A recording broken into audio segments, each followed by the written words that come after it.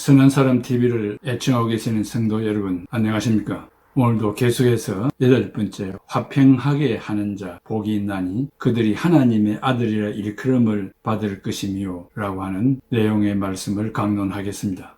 우리는 계속해 성령의 열매와 산상보온의 말씀을 듣고 있습니다. 가장 행복한 시간입니다. 신자에게는 영적인 열매 없이 육체의 열매는 무의미합니다. 신앙이 없이 잘 되는 일은 모래 위에 세운 집과 같습니다. 민수기 17장 8절에 12지파에게 지팡이 하나씩을 가지고 오라고 모세가 명령했습니다. 그중 아론의 지팡이에게는 아론의 이름을 새기도록 했습니다. 12지팡이를 정극계 앞에 다 세워두었습니다.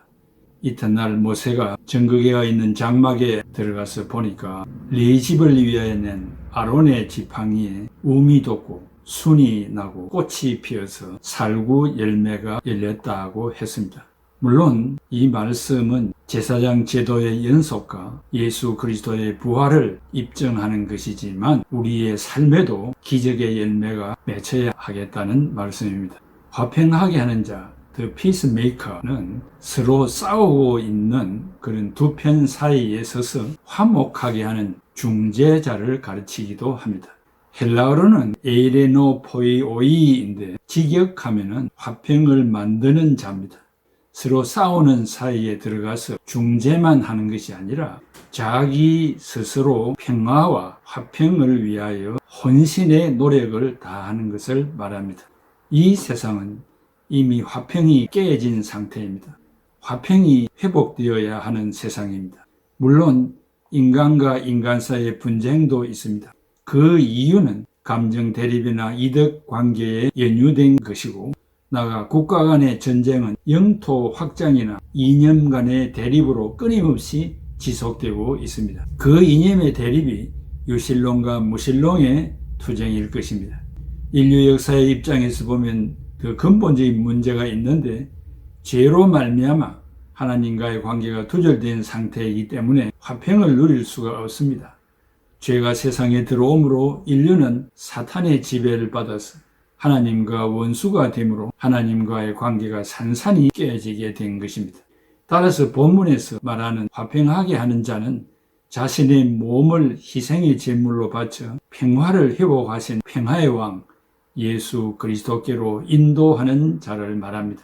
예수님이 이 세상에 오신 목적도 인간과의 평화를 이루시기 위하여 오셨습니다.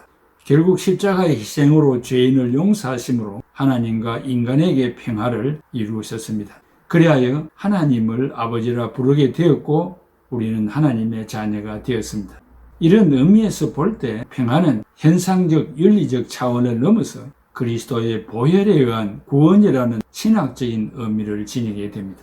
이 화평은 너를 중심한 평화도 아니고 나를 중심한 평화도 아니며 오직 예수 그리스도의 십자가를 중심한 평화를 가르칩니다. 먼저 우리는 화평하게 하는 자는 어떤 사람입니까? 평화를 이루는 자입니다. 평화를 만들어내는 자입니다.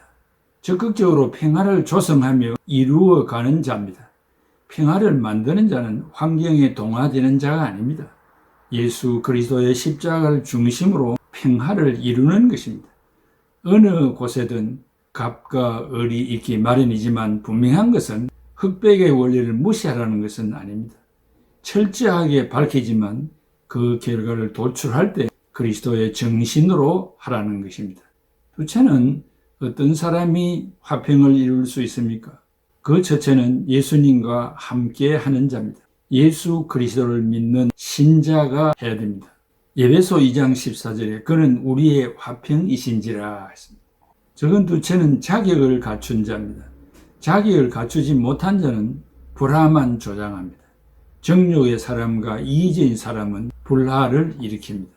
야고보 4장 1절에 너희 중에 싸움이 어디로부터 다툼이 어디로부터 나느냐? 너희 지체 중에서 싸우는 정욕으로부터 나는 것이 아니냐? 디모데전서 6장 5절에 마음이 부패해지고 진리를 잃어버려 경건을 이익의 방도로 생각하는 자들의 다툼이 일어나느니라. 셋째는 인자한 자. 야고보 1장 19절에 내 사랑하는 형제들아 너희가 알거니와 사람마다 듣기는 속히 하고 말하기는 더디하며 성내기도 더디하라. 이제 크게 세 번째, 누구와 화평해야 합니까? 하나님과 사람과의 관계입니다. 고린도후서 5장 20절에 너희는 하나님과 화목하라고 했습니다. 에베소 2장 14절에 그는 우리의 화평이신지라 둘로 하나를 만드사 원수된 것 곧 중간에 막힌 담을 자기 육체로 허시고, 둘째는 먼저 자신의 마음의 화평을 이루어야 합니다. 에베소 1장 2절에 하나님 우리 아버지와 주 예수 그리스도로부터 은혜와 평강이 너희에게 있을지어다. 셋째는 신자들 간에 화평해야 합니다. 데살로니가 전서 5장 13절 14절에 그들의 역사로 말미암아 사랑 안에서 가장 귀히 여기며 너희끼리 화목하라. 또 형제들아 너희를 권면하노니 게으른 자들을 권계하며 마음이 약한 자들을 격려하고 힘이 없는 자들을 붙들어주며 모든 사람에게 오래 참으라. 구원받은 성도들 간에 화평하지 못한 경우가 너무나 많이 있습니다. 화목해야 합니다. 니체는 모든 사람과 평화하라고 했습니다. 로마서 12장 18절에 할 수 있거든 너희로 서로 모든 사람과 화목하라. 몇몇 사람과의 관계만 좋을 것이 아니라 모든 사람과 동일하게 화목해야 합니다. 데살로니가전서 5장 15절에 삼가 누가 누구에게든지 악으로 악을 갚지 말게 하고 서로 대하든지 모든 사람을 대하든지 항상 선을 따르라. 그게 네 번째, 화평하는 자가 받는 복이 무엇입니까? 하나님의 아들이라 일컬음을 받는다고 했습니다. 화평케 하는 자는 하나님의 아들이 되는 축복을 받는다고 했습니다. 아들의 영광이란 만왕의 왕, 만주의 주, 그 하나님의 아들이 되는 영광일 것입니다. 로마서 9장 25, 26절에 호세아의 그래도 이르기를 내가 내 백성 아닌 자를 내 백성이라 사랑하지 아니하는 자를 사랑한 자라 부르리라.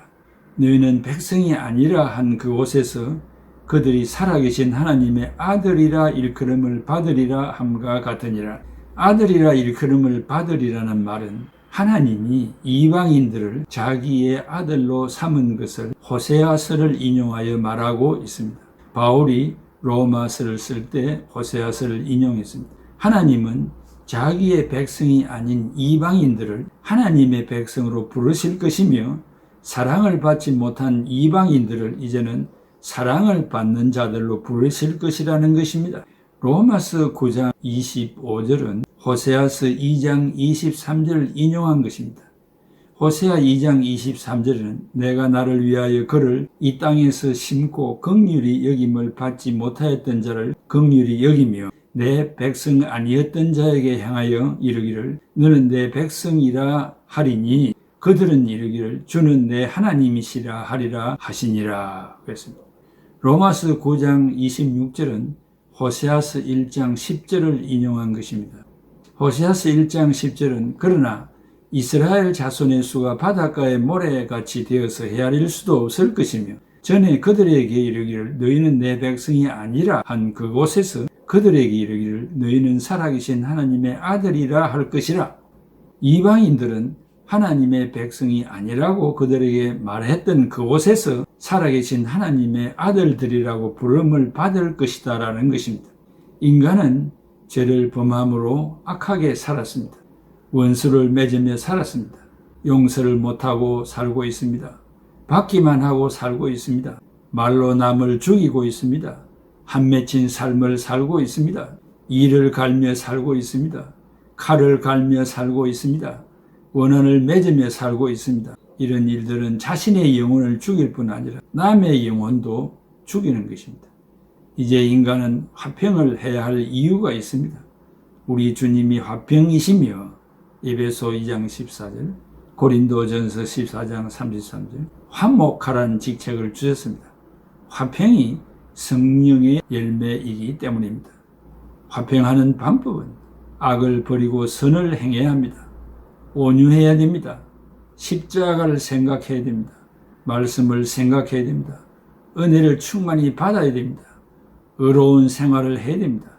예수 그리스도로 말미암아 이 모든 일들을 이룰 수 있습니다. 결론을 맺습니다. 화평은 서로 좋게 하는 것입니다. 이해하는 것입니다. 용서해 주는 것입니다. 평화하는 것입니다. 인정해 주는 것입니다. 서로 번영하는 것입니다. 기뻐하는 것입니다.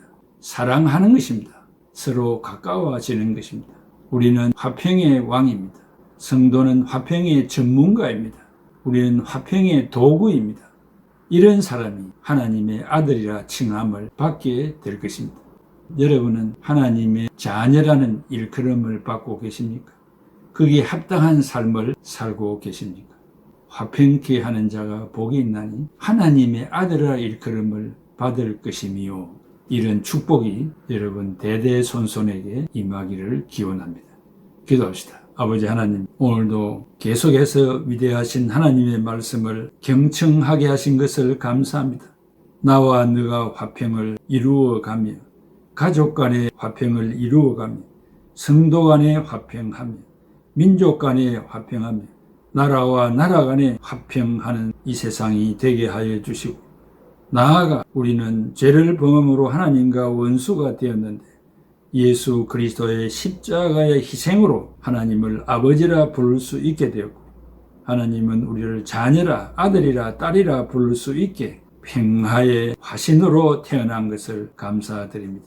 아버지 하나님, 이러한 화평의 직책을 받은 저희들이 이 땅에 살아가면서 하나님께 영광, 이 세상에 살고 있는 수많은 사람들에게 존경받고 사랑받는 자들이 다 되게 하여 주시옵소서.